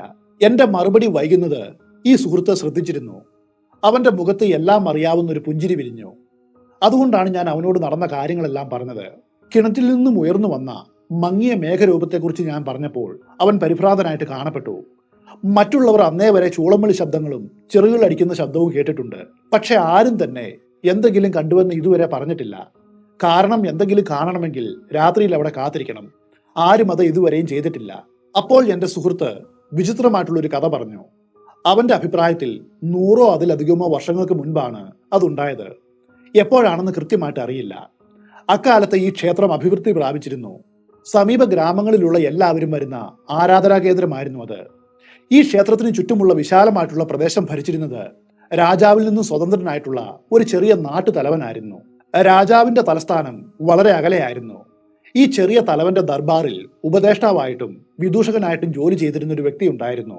ഗ്രാമത്തലവൻ അദ്ദേഹത്തിന് വലിയ പരിഗണനയും കൊടുത്തിരുന്നു. ക്ഷേത്രം നിരവധി പുരോഹിതന്മാരുടെ കീഴിലായിരുന്നു. അവർ എല്ലാവരും ബ്രാഹ്മണരായിരുന്നു. ശക്തനായിട്ടുള്ള ഒരു മഹാപുരോഹിതനാണ് ക്ഷേത്രം ഭരിച്ചിരുന്നത്. ശക്തമായ മനസ്സുള്ള ആളുകൾ പരസ്പരം സമ്പർക്കം പുലർത്തുമ്പോൾ എല്ലായ്പ്പോഴും സംഭവിക്കും പോലെ അഭിപ്രായ ഭിന്നതകളുണ്ടായി. ഗ്രാമത്തലവന്റെ ഉപദേശകനായ വിദൂഷകനും ബ്രാഹ്മണ മഹാപുരോഹിതനും തമ്മിൽ പരസ്പരം ശത്രുതയിലായി. ഇതെല്ലാം സംഭവിച്ച വളരെ കാലമായിരിക്കുന്നു. അതുകൊണ്ട് അവനും വിശദാംശങ്ങളെല്ലാം മറന്നു പോയിരുന്നു. നാട്ടുതലവനോട് വിദൂഷകൻ വഞ്ചന നടത്തിയെന്ന് പൊടുന്നനെ നാട്ടിലൊരു സംസാരമുണ്ടായി. എതിരാളിയായ ബ്രാഹ്മണ പുരോഹിതനാണ് ഈ ആരോപണങ്ങൾ ഉന്നയിക്കുവാനായിട്ട് ഗൂഢാലോചന നടത്തിയത്. ഗ്രാമത്തലവൻ അതോടെ നിർഭാഗ്യവാനായ ആ ഉപദേഷ്ടാവിനെ പരസ്യമായിട്ട് വിചാരണ ചെയ്യുകയും രാജ്യദ്രോഹ കുറ്റത്തിന് വധശിക്ഷയ്ക്ക് വിധിക്കുകയും ചെയ്തു. ഉടൻ തന്നെ ജീവനോടെ അയാളെ ക്ഷേത്രക്കിണറ്റിൽ നിന്നും താഴേക്ക് വലിച്ചെറിയുകയും ചെയ്തു. എന്നാൽ കൊല്ലപ്പെടും മുൻപായിട്ട് താൻ തിരികെ വരുമെന്നും തന്നെ വഞ്ചിച്ചവർക്കെതിരെ പ്രതികാരം ചെയ്യുമെന്നും അദ്ദേഹം ഒരു പ്രതിജ്ഞയെടുത്തു. ഈ കഥയുടെ തുടർച്ചയായിട്ട് ഒരാഴ്ചക്കുള്ളിൽ മഹാപുരോഹിതനെ കാണാതായി. ഏതാനും ദിവസങ്ങൾക്ക് ശേഷം കിണറ്റിൽ പൊങ്ങിക്കിടക്കുന്ന നിലയിൽ ആ മൃതദേഹം കണ്ടെത്തി. വിദൂഷകൻ തന്റെ ആദ്യത്തെ ഇരയെ അങ്ങനെ അവകാശപ്പെട്ടു. അതിനുശേഷം പല ഇടവേളകളിലായിട്ട് മറ്റ് പുരോഹിതന്മാരും ഓരോരുത്തരായിട്ട് അപ്രത്യക്ഷരായി. അവരുടെ പ്രധാനപ്പെട്ട പുരോഹിതനെ പോലെ അവരുടെ ജഡങ്ങളും കിണറ്റിൽ മുഖം താഴേക്കാക്കി പൊങ്ങിക്കിടക്കുന്ന നിലയെ കണ്ടെത്തി. അതേ തുടർന്ന് മറ്റ് പുരോഹിതന്മാരും ക്ഷേത്രത്തിൽ ജോലിക്ക് വന്നു. എന്നാൽ എല്ലാവർക്കും ഒരേ വിധിയാണ് ഉണ്ടായത്. പ്രതികാരം ചെയ്യുന്ന വിദൂഷകന്റെ ആത്മാവിനെ പുറന്തള്ളുവാൻ കാലാകാലങ്ങളിൽ വിപുലമായിട്ടുള്ള ചടങ്ങുകൾ നടന്നിരുന്നു. പക്ഷേ യാതൊരു ഫലവും ഉണ്ടായില്ല. പുരോഹിതന്മാർ ഒന്നിനു പിറകെ ഒന്നായിട്ട് അപ്രത്യക്ഷരായി. മുങ്ങി മരിച്ച നിലയിൽ അവരുടെ ജഡങ്ങൾ അടുത്ത ദിവസം കിണറ്റിലെ ജലോപരിതലത്തിൽ കണ്ടെത്തുകയും ചെയ്തു. വിദൂഷകന്റെ പ്രേതത്തിന്റെ പ്രതികാരം നൂറ്റാണ്ടുകൾ നീണ്ടുപോയി. എത്ര വിശുദ്ധനായിട്ടുള്ള പുരോഹിതനാണെങ്കിലും ആ ക്ഷേത്രത്തിൽ പൂജയ്ക്ക് വന്നാൽ അയാൾ കൊല്ലപ്പെടും. ക്രമേണ ഒരു പുരോഹിതനും ആ ക്ഷേത്രത്തിലേക്ക് വരാതെയായി. സ്വന്തം ജീവൻ പണയപ്പെടുത്തുവാനായിട്ട് ആരും തയ്യാറാകാത്ത അവസ്ഥ. അങ്ങനെയാണ് ക്ഷേത്രവും കിണറും ആളൊഴിഞ്ഞ് ഒടുവിൽ നശിച്ചത്. വളരെ പ്രധാനപ്പെട്ട ഒരു വാചകത്തോടെ എന്റെ ആഖ്യാതാവ് തന്റെ വിചിത്രമായ കഥ ഇങ്ങനെ അവസാനിപ്പിച്ചു. സാർ, നിങ്ങൾ ഇന്ന് ജീവിച്ചിരിക്കുന്നു. ഇത് അത്ഭുതമാണ്. നിങ്ങൾ വളരെയേറെ ഭാഗ്യവാനാണ്. പണ്ട് 100 കണക്കിന് പുരോഹിതരെങ്കിലും ആ കുളത്തിൽ വീണ് കൊല്ലപ്പെട്ടതാണ്. അവരെയൊക്കെ ഇല്ലാതാക്കിയതുപോലെ ആ ദുരാത്മാവിന് നിങ്ങളെയും എളുപ്പത്തിൽ കിണറ്റിലേക്ക് തള്ളിയിട്ട് കൊല്ലാമായിരുന്നു. ഞാൻ ഒരു ബ്രാഹ്മണ പുരോഹിതൻ അല്ലാത്തതുകൊണ്ടാവാം ചാകാത്തത്, ഞാൻ പരിഹാസത്തോടെ മറുപടി പറഞ്ഞു. തികഞ്ഞ വിഡ്ഢിത്തരങ്ങളും അസംബന്ധങ്ങളും നിറഞ്ഞ കഥ. വളരെ കഷ്ടം. എന്റെ വാക്കുകൾ അക്രമാസക്തമായിട്ടും സ്ഫോടനാത്മകവുമായിട്ടാണ് പുറത്തേക്ക് വന്നത്. ഞാൻ അവനോട് ദേഷ്യപ്പെട്ടു. മുത്തശ്ശി കഥകൾ പറഞ്ഞ് എന്നെ ഭയപ്പെടുത്തുവാൻ കഴിയുമെന്നാണോ ഈ മണ്ടൻ വിചാരിക്കുന്നത്? എന്റെ കൂട്ടുകാരനോട് അടുത്ത കുറച്ച് നിമിഷങ്ങൾക്കുള്ളിൽ ഞാൻ വളരെ പരുഷമായിട്ട് പെരുമാറുമോ എന്നുവരെ ഭയപ്പെട്ടു. എന്റെ പാവം സുഹൃത്തിന്റെ മുഖം വിവരണമായി. അവൻ നാണം കെട്ട് എന്നെ വിട്ട് നടന്നു. ഞാൻ നാണമില്ലാതെ പുച്ഛത്തോടെ അവനെ നോക്കി. പിന്നെ വീട്ടിലേക്ക് മടങ്ങുവാൻ സ്റ്റുഡി ബേക്കറി സാധനങ്ങൾ പാക്ക് ചെയ്യുവാനുള്ള തയ്യാറെടുപ്പ് തുടങ്ങി. അതിനധിക സമയം വേണ്ടി വന്നില്ല. ക്ഷേത്രത്തെപ്പറ്റി പറഞ്ഞ ആൾ അവരുടെ കൂട്ടത്തിൽ ഇല്ലെന്നറിഞ്ഞ് ഞാൻ എൻ്റെ മറ്റു സുഹൃത്തുക്കളോട് ഇന്ത്യൻ രീതിയിൽ ആശംസകൾ അർപ്പിച്ച് വിട പറഞ്ഞു. കുറച്ച് ദിവസം കൂടി അവിടെ തങ്ങുവാനായിട്ട് അവർ എന്നെ നിർബന്ധിച്ചു. അതിന് ഉത്തരമായിട്ട് ഞാൻ സെൽഫ് സ്റ്റാർട്ടർ അമർത്തി കാർ ഗിയറിലേക്ക് മാറ്റി ഓടിച്ചകന്നു. എന്നാൽ സാംബിക ഹള്ളിയിൽ നിന്നും പുറപ്പെട്ട് 6 മൈൽ യാത്ര പിന്നിട്ടപ്പോൾ ഞാൻ സ്റ്റുഡി ബേക്കർ ചവിട്ടി നിർത്തി ഇഗ്നീഷൻ ഓഫ് ചെയ്തിട്ട് വ്യക്തമായിട്ട് ചിന്തിക്കുവാൻ തുടങ്ങി. ന്യായമായ ഒരു കാരണവുമില്ലാതെയാണ് ഞാൻ ആ മനുഷ്യനോട് പരുഷമായിട്ട് പെരുമാറിയത്. എന്തുമാത്രം നിസ്സാരനാണ് ഞാൻ. എല്ലാറ്റിനും ഉപരിയായിട്ട് ആ മനുഷ്യൻ മറ്റുള്ളവരിൽ നിന്നും കേട്ട കഥ മാത്രമാണ് എന്നോട് പറഞ്ഞിട്ടുള്ളൂ. ചൂളം വിളി മുഴങ്ങുന്നത് കേട്ടുവെന്നും ചിറകുകൾ അടിക്കുന്ന ശബ്ദം കേട്ടുവെന്നും വിചിത്രമായിട്ടുള്ള ഒരു നിഴൽ കണ്ടതിനെക്കുറിച്ചും അവനോട് ആദ്യം പറഞ്ഞത് ഞാനാണ്. അവൻ പറഞ്ഞ കഥ വിശ്വസിക്കുകയോ വിശ്വസിക്കാതെ ഇരിക്കുകയോ അല്ലെങ്കിൽ കുറച്ചുകൂടി മെച്ചപ്പെട്ട വിശദീകരണം അവന് നൽകുവാനോ ശ്രമിക്കേണ്ടത് ഞാനായിരുന്നു. കഴിയുമെങ്കിൽ കൂടുതൽ ആളുകളുമായിട്ട് സംസാരിച്ച് ഈ വിഷയത്തിൽ കൂടുതൽ അന്വേഷണം നടത്തുവാൻ ശ്രമിക്കുക എന്നതായിരുന്നു ഞാൻ ചെയ്യേണ്ട വിവേകപൂർണമായിട്ടുള്ള ആദ്യത്തെ കാര്യം. എന്നാൽ അത് ചെയ്തില്ല. പകരം അവനോട് ദേഷ്യപ്പെടുകയാണ് ചെയ്തത്. അതുകൊണ്ട് എനിക്കിനി ചെയ്യുവാനായിട്ട് കഴിയുന്ന ഒരേ ഒരു കാര്യം ഇത് മാത്രമാണ്. ഈ പ്രതിഭാസം ആവർത്തിക്കുന്നുണ്ടോ എന്നറിയുവാനായിട്ട് മറ്റൊരു രാത്രി കൂടി ഞാൻ ആ കിണറിന്റെ കടവിൽ ചെലവഴിക്കുക. അങ്ങനെ ഞാൻ കാർ തിരിച്ച് ഗ്രാമത്തിലേക്ക് ഓടിച്ചു. ഞാൻ ആദ്യം ചെയ്തത് എന്റെ സുഹൃത്തിനെ അന്വേഷിച്ച് കണ്ടെത്തി ക്ഷമ ചോദിക്കുക എന്നതായിരുന്നു. എനിക്കറിയാം താങ്കൾ തിരികെ വരുമെന്ന്. ഇങ്ങനെ പറഞ്ഞ് അവൻ പെട്ടെന്ന് എന്നോട് ക്ഷമിച്ചു. എല്ലാവരും വീണ്ടും പുഞ്ചിരിച്ചു. എന്നാൽ ഇത്തവണ ഞാൻ വന്നത് ഒരു കടുവയെ അല്ല, മറിച്ച് പ്രേതത്തിനെ വേട്ടയാടുവാനാണെന്ന് അവരോട് പറഞ്ഞു. പഴയ ക്ഷേത്രത്തിലെ കിണറ്റിൽ വസിക്കുന്ന ദുരാത്മാവിനെ വേട്ടയാടുവാനാണ് ഞാൻ മടങ്ങി വന്നത് എന്ന് ഞാൻ പറയും വരെ എല്ലാവരുടെയും മുഖത്ത് പുഞ്ചിരി ഉണ്ടായിരുന്നു. എന്നാൽ ഞാനത് പറഞ്ഞതും അവരുടെ മുഖത്തെ പുഞ്ചിരി മറഞ്ഞു. എന്റെ സുഹൃത്തു പറഞ്ഞു, സാർ, എനിക്ക് അങ്ങയോട് പരുഷമായിട്ട് പെരുമാറുവാനായിട്ട് ഒട്ടും താല്പര്യമില്ല. പക്ഷേ ഈ വിഡ്ഢിത്തം ചെയ്യുന്നതിനു പകരം ദയവായിട്ട് ഉടൻ ബാംഗ്ലൂരിലേക്ക് മടങ്ങുക. നിങ്ങൾക്ക് ഒരു കടുവയിൽ നിന്നും രക്ഷപ്പെടുവാനായിട്ട് ഒരു പക്ഷേ സാധിച്ചേക്കും. പക്ഷേ പൈശാചികമായിട്ടുള്ള ഒന്നിൽ നിന്നും ഒരിക്കലും രക്ഷപ്പെടുവാനാവില്ല. അന്ന് വൈകുന്നേരം ആ കടുവ നരഭോജി അല്ലാത്തതുകൊണ്ട് പേടിക്കാൻ ഒന്നുമില്ലാത്തതിനാൽ ഞാൻ തലേന്ന് ഉച്ച കഴിഞ്ഞ് പോയതുപോലെ ക്ഷേത്രത്തിലേക്ക് പോയില്ല. അല്പം വൈകിയാണ് പുറപ്പെട്ടത്. കിണറിന്റെ പാരപ്പറ്റിന് പിന്നിലായിട്ട് ഞാൻ നേരത്തെ ഒളിച്ചിരുന്ന അതേ സ്ഥലത്ത് തന്നെ ഇരിപ്പുറപ്പിച്ചപ്പോൾ സമയം ഏകദേശം 6 മണിയോട് അടുത്തിരുന്നു. എങ്കിലും അതൊരു കടുവയാണ്. അത് എപ്പോൾ വേണമെങ്കിലും അക്രമാസക്തനാകുവാനായിട്ട് സാധ്യതയുള്ളതുകൊണ്ട് തോക്കും കൂട്ടത്തിൽ എടുത്തിരുന്നു. ഈ അവസരത്തിൽ പ്രത്യേകിച്ചും അധികമൊന്നും മുൻകരുതൽ വേണ്ടാഞ്ഞിട്ടും ഒരു വലിയ ഫ്ലാസ്ക് നിറയെ ചായയും ആവശ്യത്തിന് റൊട്ടിയും വേണ്ടത്ര വെണ്ണയും കൂടാതെ ഒരു ടിൻ ചോളവും ആട്ടിറച്ചിയും കുറച്ച് ഓറഞ്ചുകളും ഞാൻ എടുത്തിരുന്നു. എന്റെ നാശോന്മുഖമായ ബ്രയർ പുകവലി പൈപ്പിനെ കുറിച്ച് പ്രത്യേകം പരാമർശിക്കേണ്ടതില്ലല്ലോ. ടോർച്ചും ഫ്ലാസ്കും വെള്ളക്കുപ്പിയും അതുപോലെ മറ്റ് അനുബന്ധ സാധനങ്ങളും എന്റെ വലതും ഇടതുമായിട്ട് അടുക്കി വെച്ച് പഴയ ആ സ്ഥാനത്ത് സുഖപ്രദമായിട്ട് ഞാൻ ഇരിപ്പുറപ്പിച്ചപ്പോഴൊന്നും ആ കടുവയുടെ സാമീപ്യത്തിന്റെ യാതൊരു ലക്ഷണവും കണ്ടില്ല. എന്റെ വരവിനും മുൻപ് തന്നെ അവൻ തന്റെ ഒളിത്താവളത്തിൽ നിന്നും, അതായത് ദേവാലയത്തിലെ വിശുദ്ധ സ്ഥലത്തു നിന്നും പുറത്തേക്ക് പോയിരിക്കാം. അങ്ങനെയാണ് ഞാൻ വിചാരിച്ചത്. പക്ഷെ എന്റെ നിഗമനം തെറ്റായിരുന്നു. സമയം 7 മണി കഴിഞ്ഞ് കുറച്ച് മിനിറ്റുകൾ കൂടി കടന്നുപോയി. തണുപ്പ് വളരെയേറെ വർദ്ധിച്ചു. ആ വന്യജീവി സങ്കേതത്തിന്റെ ഇരുണ്ട തുറസിനുള്ളിൽ എവിടെയോ നിന്നും ഒരു കല്ല് ഇളകി മാറുന്ന ശബ്ദം ഞാൻ കേട്ട സമയത്ത് നീലക്കൂളൻ പക്ഷികൾ നിലവിളിക്കുവാനായിട്ട് ആരംഭിച്ചിരുന്നു. കടുവ ക്ഷേത്രത്തിന്റെ പ്രവേശന ഭാഗത്ത് നിൽക്കുന്നത് എനിക്ക് വ്യക്തമായിട്ടും അറിയുവാൻ കഴിഞ്ഞു. അതിപ്പോൾ പുറത്തേക്ക് വരുന്നതിൽ വല്ല അപകടവും ഉണ്ടോ എന്നറിയുവാനായിട്ട് ക്ഷേത്രത്തിന്റെ ഉള്ളിൽ നിന്നുകൊണ്ട് പുറത്തേക്ക് നോക്കി നിൽക്കുകയാണ്. ഒരു പക്ഷേ അതിപ്പോൾ എന്നെ കണ്ടു കാണില്ലായിരിക്കും. അല്ലെങ്കിൽ ഒരു പക്ഷേ ഇതിനോടകം എന്നെ കണ്ടിട്ടും ഉണ്ടാകാം. തലേ ദിവസം വൈകുന്നേരം കിണറിന്റെ പാരപ്പറ്റിൽ മറിഞ്ഞിരുന്ന എന്റെ സാന്നിധ്യം അതിന്റെ ഓർമ്മയിൽ ഉണ്ടായിരിക്കാം. ആർക്കറിയാം. ആ നിമിഷമാണ് ഞാൻ ആദ്യത്തെ ചൂളംവിളി ശബ്ദം കിണറ്റിൽ നിന്നും കേട്ടത്. അതും വളരെ ഉച്ചത്തിൽ തുടങ്ങി താഴ്ന്നു ലോപിച്ചത്. വളരെയേറെ നീണ്ടതായിരുന്നു ആ ചൂളംവിളി. അതിനെ തുടർന്ന് അതിലും വളരെ ഉച്ചത്തിലുള്ളതും ചെറുതുമായിട്ടുള്ള മറ്റൊരു ചൂളംവിളി കൂടി കേട്ടു. അതിനുശേഷം തികഞ്ഞ നിശബ്ദത എമ്പാടും നിറഞ്ഞു. തലേ ദിവസം വൈകുന്നേരം ഈ കടുവ പ്രത്യക്ഷപ്പെടുന്നതിനും തൊട്ടു മുൻപായിരുന്നു ഇതേ ചൂളംവിളി ആരംഭിച്ചത്. ആ വസ്തുത ഒരു ഞെട്ടലോടെ ഞാൻ ഓർത്തുപോയി. അതേ കാര്യം വീണ്ടും ഇത് ആവർത്തിച്ചിരിക്കുന്നു. പെട്ടെന്ന് എനിക്കൊരു ചിന്ത കടന്നു വന്നു. ഈ ചൂളംവിളി മുഴക്കിയ സാധനം അത് എന്തായാലും എന്റെ സാന്നിധ്യത്തെക്കുറിച്ച് ആ കടുവയ്ക്ക് മുന്നറിയിപ്പ് നൽകുവാനായിട്ട് ശ്രമിക്കുന്നതായിരിക്കുമോ? ഒരു നിമിഷത്തിന് ശേഷം ആ ക്ഷേത്രത്തിന്റെ പ്രവേശന കവാടത്തിന്റെ ഇരുളിമയിൽ നിന്നും ആ കടുവ പുറത്തേക്ക് വന്നു. ആദ്യം അവ്യക്തമായിട്ടുള്ള ആകൃതി പോലെയും പിന്നെ പുതിയതായിട്ട് ഉദിച്ച ചന്ദ്രന്റെ നറുവെളിച്ചത്തിൽ പരിപൂർണമായിട്ടും അത് വെളിപ്പെട്ടു. അപ്പോൾ എന്റെ ആ തെറ്റിദ്ധാരണ പരിപൂർണമായിട്ട് നീങ്ങി. അതെ, തലേ ദിവസം വൈകുന്നേരം ഞാൻ നിരീക്ഷിച്ചതുപോലെ എനിക്ക് വിശദീകരിക്കുവാനാകാത്ത ചില കാരണങ്ങൾ പോലെ ഈ ഉച്ചത്തിലുള്ള ചൂളം വിളിയൊച്ച ആ കടുവ ഇപ്പോഴും കേട്ടിരുന്നില്ല. എന്നാൽ ആ ശബ്ദം ഞാൻ വളരെ വ്യക്തമായിട്ട് കേൾക്കുകയും ചെയ്തു. ഞാനിപ്പോൾ അനുഭവിക്കുന്ന യാഥാർത്ഥ്യം മനുഷ്യാതീതമായിരുന്നുവെന്ന് ഉറപ്പിച്ചു പറയാം. അടുത്ത നിമിഷം വീണ്ടും തുടർച്ചയായിട്ട് അതേ 3 ചൂളം വിളികൾ മുൻപത്തെക്കാളും ഉച്ചത്തിൽ ആവർത്തിച്ചു. എന്നാൽ ആ കടുവ അപ്പോഴും അത് അറിഞ്ഞതുപോലുമില്ല. അപ്പോഴാണ് ചിറകുകൾ അടിക്കുന്ന സ്വരം കിണറിന്റെ ആഴത്തിൽ നിന്നും മങ്ങിയ വിധത്തിൽ കേൾക്കുവാനായിട്ട് തുടങ്ങിയത്. ആദ്യമൊന്നും ആ ശബ്ദത്തിന്റെ ഉറവിടം എവിടെ നിന്നുമാണ് വരുന്നത് എന്ന് കണ്ടെത്തുവാനായിട്ട് പ്രയാസമായിരുന്നു. പിന്നെയാണത് എന്റെ മുൻപിലുള്ള ആഴമുള്ള കിണറിന്റെ അടിയിൽ നിന്നുമാണ് വരുന്നത് എന്ന് ഒരു ഞെട്ടലോടെ ഞാൻ മനസ്സിലാക്കിയത്. അതേ സമയത്തും ആ കടുവ നിശ്ചലമായിട്ട് നിൽക്കുന്നുണ്ടായിരുന്നു. നിലവിൽ എനിക്കതിനെ വ്യക്തമായിട്ടും കാണാം. അതാകട്ടെ ഞാൻ ഇരിക്കുന്ന ദിശയിലേക്ക് തന്നെയാണ് ഉറ്റുനോക്കുന്നത്. തലേന്ന് രാത്രി എന്നെ അവിടെ വെച്ച് കണ്ട കാര്യം ഈ കടുവയ്ക്ക് ഇപ്പോഴും ഓർമ്മയുണ്ടെന്ന് അതോടെ മനസ്സിലായി. ചിറകടിയുടെ ശബ്ദത്തിന്റെ കാരണം കണ്ടുപിടിക്കുവാൻ കിണറിന് താഴേക്ക് ടോർച്ച് തെളിക്കുവാനായിട്ട് എനിക്കൊരു തോന്നലുണ്ടായി. എന്നാൽ അങ്ങനെ ചെയ്താൽ എന്റെ ശ്രദ്ധ കടുവയിൽ നിന്നും മാറും. മാത്രവുമല്ല, അങ്ങനെ ചെയ്യുവാനായിട്ട് എന്നെ പിന്തിരിപ്പിച്ച മറ്റൊരു കാര്യം, ഈ കടുവ ഒരു നരഭോജിയാണെന്ന കിംവദന്തി വീണ്ടും മനസ്സിലേക്ക് കടന്നു വന്നതുകൊണ്ടുമാണ്. അതൊരു നരഭോജി അല്ല എന്നറിയാം, പക്ഷെ അതൊരു നരഭോജിയാണെന്ന് വെറുതെ സങ്കല്പിക്കുക. അങ്ങനെയെങ്കിൽ ഞാൻ കിണറിന് താഴേക്ക് നോക്കുന്ന സമയത്ത് അത് എന്നെ ആക്രമിച്ചാൽ എനിക്ക് എന്ത് ചെയ്യുവാനായിട്ട് കഴിയും? മൂന്നാമതും ഉയർന്ന 3 ചൂളം വിളികൾക്കൊപ്പം ആ ചെറുകടി ശബ്ദം കൂടി അടുത്തെത്തിയപ്പോൾ ഞാൻ കൂടുതൽ ജാഗ്രതായി. ഞാൻ മുട്ടുകുത്തി മെല്ലെ ഉയർന്നു വന്നു.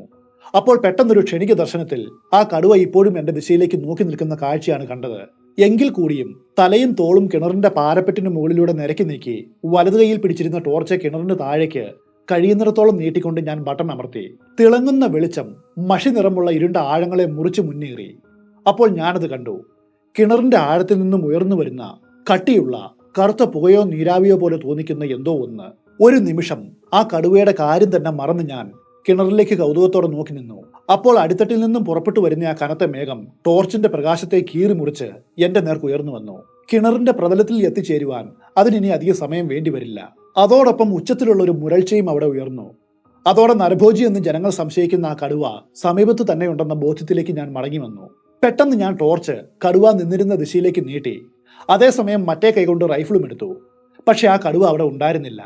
അത് എന്റെ ചലനം തിരിച്ചറിഞ്ഞ് ഇതിനോടകം സ്ഥലം വിട്ടുവെന്ന ആശ്വാസത്തോടെ ഞാൻ മനസ്സിലാക്കി. ഞാൻ അവനിൽ നിന്നും കേട്ട ആ മുറുമുറുപ്പ് അവന്റെ താവളത്തിലേക്ക് ഞാൻ അനുവാദം ചോദിക്കാതെ നുഴഞ്ഞു കയറിയതിലുള്ള പ്രതിഷേധമായിരുന്നു. എനിക്കിനി ആ കടുവയെ ഭയക്കേണ്ടതില്ല. അതിനർത്ഥം എനിക്കിപ്പോൾ കൈകാര്യം ചെയ്യുവാനായിട്ട് ഭൗതികനായിട്ടുള്ള ഒരു എതിരാളി ഇല്ല എന്നാണ്. എന്നാൽ എനിക്ക് നേരിടുവാനായിട്ട് അദൃശ്യമായിട്ടുള്ള എന്തോ ഒരു ശക്തി അവിടെ അപ്പോഴും ഉണ്ടായിരുന്നു. അതിനെ എങ്ങനെ നേരിടണമെന്നും എനിക്കറിയില്ല. എനിക്ക് അപ്പോഴുണ്ടായ ആ ചിന്ത ഏറ്റവും ഭയപ്പെടുത്തുന്ന ഒന്നായിരുന്നുവെന്ന് ഞാൻ നിങ്ങളോട് തുറന്നു പറയട്ടെ. അതേസമയം ഉച്ചത്തിലുള്ളതും കനത്തതുമായിട്ടുള്ള ആ ചെറുകടി ശബ്ദം വീണ്ടും അടുത്തടുത്തേക്ക് വരികയാണ്. ഞാൻ കിണറ്റിലേക്ക് വീണ്ടും അടിച്ച ടോർച്ചിന്റെ പ്രകാശത്തിൽ നിന്നും മനസ്സിലാക്കിയത് ഇതാണ്. ആ മേഘപടലം ചുഴലിക്കാറ്റിന്റെ ഹുങ്കാര ആരവം ഉണ്ടാക്കി കിണറിന്റെ വാവട്ടത്തിൽ നിന്നും വെറും 5 അടി താഴെയാണിപ്പോൾ ഉള്ളത്. അതായത് എന്റെ തൊട്ടരികിൽ. എന്റെ ടോർച്ചിന്റെ കിരണങ്ങൾക്ക് പോലും അവയെ ഭേദിക്കുവാനായിട്ട് കഴിയുന്നില്ല. ആ മേഘപടലം അതിവേഗത്തിൽ മുകളിലേക്ക് ഉയരുകയാണ്. എന്റെ കൈ ശക്തിയായിട്ട് വിറയ്ക്കുവാൻ തുടങ്ങി. ടോർച്ച് വെളിച്ചം ആ രാത്രിയിൽ ഭ്രാന്തമായി കിണറിന്റെ ഉള്ളിൽ കിടന്ന് നൃത്തം ചെയ്തു. ആ മേഘപടലത്തിൽ എനിക്ക് വിവരിക്കുവാൻ അറിയാത്ത എന്തോ പൈശാചിക ശക്തിയുണ്ടെന്ന് നിശ്ചയമാണ്. കാരണം അതിന്റെ സാന്നിധ്യം ഞാൻ ഇന്നുവരെ അനുഭവിച്ചിട്ടില്ലാത്തൊരു വികാരമാണ് എന്നിൽ ഉണർത്തിയത്. സാധാരണ പുകയിൽ നിന്നും വളരെ വ്യത്യസ്തമായിട്ട് ഇതാകട്ടെ ഇടതൂർന്ന് ഒരു ചുഴി പോലെ ചുറ്റിത്തിരിഞ്ഞാണ് വരുന്നത്. ചിലപ്പോഴൊക്കെ റിബൺ പോലെ അത് നീണ്ടു വന്നു. അനന്തമായി നീളമുള്ള ഭീമാകാരമായ ഒരു പാമ്പിന്റെ ചുരുളുകളോട് അതിന് വലിയ സാമ്യമുണ്ടായിരുന്നു. സർവ്വതും വിഴുങ്ങുവാൻ എന്ന പോലെ അത് വളഞ്ഞു പുളഞ്ഞ് ചുറ്റിത്തിരിഞ്ഞു. ഒരിക്കലും അവസാനിക്കുന്ന ഒരു ചലനമായിരുന്നില്ല അത്. താമസിയാതെ അത് എന്റെ തലയിലും തോളിലും വരെ എത്തി. എന്നെ അത് ആകെ മൊത്തം വിഴുങ്ങി. ഞാൻ വീണ്ടും കിണറ്റിലേക്ക് നോക്കുവാനായിട്ട് കഴുത്ത് മുന്നോട്ട് നീട്ടി. ആ മേഘം തലേ രാത്രിയിൽ ഉണ്ടായിരുന്നതിനേക്കാളും വളരെയേറെ സാന്ദ്രമായിരുന്നു. അനുഭവിച്ചറിയാവുന്ന ഒരു ഇരുണ്ട മൂടൽമഞ്ഞ് പോലെ. ഞാൻ അത്ര പെട്ടെന്നൊന്നും പേടിക്കുന്ന വ്യക്തിയല്ല. പക്ഷെ പിന്നീട് വന്ന അടുത്ത കുറച്ച് നിമിഷങ്ങളിൽ എന്താണ് സംഭവിച്ചത് എന്ന് എനിക്കറിയില്ലായിരുന്നു. എനിക്കുണ്ടായ വികാരം വിവരിക്കുവാനായിട്ട് വളരെ പ്രയാസമാണ്. എന്റെ സ്വബോധം നഷ്ടമായെന്ന് പറയേണ്ടി വരും. ഒരിക്കൽ കൂടി എനിക്ക് പറയുവാനാവാത്ത തളർച്ചയും പ്രതീക്ഷയില്ലായ്മയും കടുത്ത നിരാശയും തോന്നി. ആ പാരപ്പെട്ടിന് മുകളിലൂടെ കിണറിലേക്ക് ചാടുവാനായിട്ട് ശക്തമായിട്ടുള്ള ഒരു ആഗ്രഹം എന്നിലുണ്ടായി. അതുവഴി എന്നേക്കുമായിട്ട് എന്റെ എല്ലാ ദുരിതവും അസന്തുഷ്ടിയും അവസാനിപ്പിക്കുവാനായിട്ട് ഞാൻ ആഗ്രഹിച്ചു. ഇത്രകാലം നയിച്ചു മടുത്ത അസന്തുഷ്ടമായ എന്റെ ജീവിതവും അതെനിക്ക് സമ്മാനിച്ച പീഡനങ്ങളും പ്രശ്നങ്ങളും പരീക്ഷണങ്ങളും അതെല്ലാം എത്ര കഠിനമായിരുന്നു. അതെല്ലാം എന്നേക്കുമായിട്ട് അവസാനിപ്പിക്കുവാനായിട്ട് ഇതാണ് എളുപ്പവഴി. പിന്നെ ആ മേഘമോ വാതകമോ പുകയോ എന്തെങ്കിലും ആകട്ടെ, അത് ഉയർന്ന കിണറിന്റെ പാരപ്പെട്ടിൽ വെച്ച് അപ്രത്യക്ഷമായി. പിന്നെ അത് പൊടുന്നനെ വീണ്ടും പ്രത്യക്ഷമായി.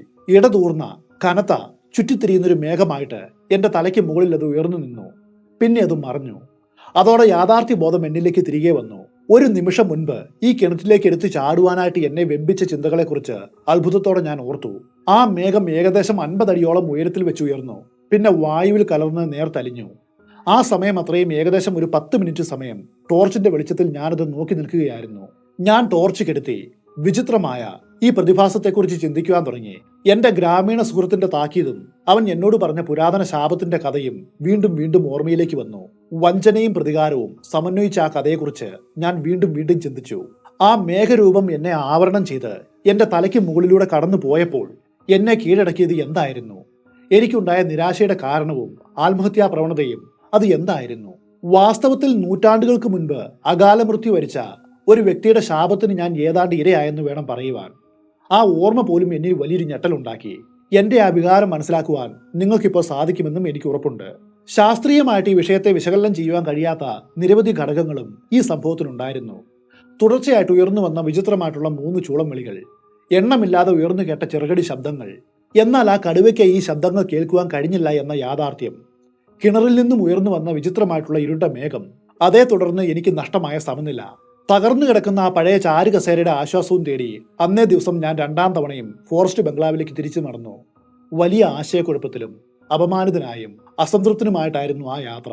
ഈ വല്ലാത്ത മാനസികാവസ്ഥയിൽ എൻ്റെ ഗ്രാമീണ സുഹൃത്തുക്കളോട് ഏറ്റവും ചുരുക്കമായിട്ട് എൻ്റെ അനുഭവം വിവരിച്ച ശേഷം പിറ്റേന്ന് രാവിലെ തന്നെ സാമ്പിക ഹള്ളിയിൽ നിന്നും കാർ ഓടിച്ച് അകലുവാനായിരുന്നു എൻ്റെ തീരുമാനം.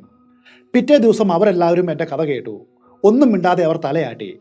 പിന്നെ അവരെല്ലാവരും ഞങ്ങൾ നിങ്ങൾക്ക് നേരത്തെ തന്നെ മുന്നറിയിപ്പ് തന്നിരുന്നു എന്ന് മാത്രം പറഞ്ഞു. തലേ ദിവസം എന്നെ നീരസപ്പെടുത്തിയ ആൾ മാത്രം ആഹ്ലാദത്തോടെ ഇങ്ങനെ പറഞ്ഞു: ഇന്നലെ നിങ്ങൾ ഈ കാര്യം പറഞ്ഞതിന് എന്നോട് ദേഷ്യപ്പെട്ടു. എങ്കിലും ഇന്ന് നിങ്ങളെ ജീവനോടെ കണ്ടതിൽ വലിയ സന്തോഷമുണ്ട്. നിങ്ങൾക്ക് തീർച്ചയായിട്ടും ഭാഗ്യമുണ്ട്. ആ കിണറ്റിൽ മുൻപ് മുങ്ങിച്ചെത്ത മറ്റുള്ളവരോടൊപ്പം ചേരുന്നതിൽ നിന്നും വിധി നിങ്ങളെ 2ാമതും ഒഴിവാക്കി. നിങ്ങളുടെ സമയം ഇതുവരെയും നല്ലതായിരുന്നു. പക്ഷെ അടുത്ത തവണ, അതായത് 3ാം രാത്രി അവിടെ ഇരിക്കരുത് സാർ. കാരണം അന്ന് ചിലപ്പോൾ നിങ്ങളുടെ സമയമായിരിക്കും. നിങ്ങളന്ന് തീർച്ചയായിട്ടും ആ കിണറ്റിൽ ചാടും. ഞാൻ അവനോട് എൻ്റെ സമാധാനത്തിന് വേണ്ടി വെറുതെ തർക്കിച്ചു. 3ാമത്തെ രാത്രി ആ കിണറ്റിലേക്ക് പോയിട്ട് അതിൽ ചാകുവാനാണ് എൻ്റെ വിധിയെങ്കിൽ അവനല്ല ആര് എതിർത്താലും ഞാൻ സാമ്പിക ഹള്ളിയിൽ തന്നെ തുടരുമെന്ന് അവനോട് വെറുതെ പറഞ്ഞു. സത്യത്തിൽ അങ്ങനെ പറയുവാനായിട്ട് ഞാൻ നിർബന്ധിതനാവുകയായിരുന്നു. കെന്നത്ത് ആൻഡേഴ്സിന്റെ പ്രേതാനുഭവങ്ങൾ എന്ന കഥയുടെ 3ാമത്തെയും അവസാനത്തെയും പാർട്ട് ഇവിടെ തീരുകയാണ്.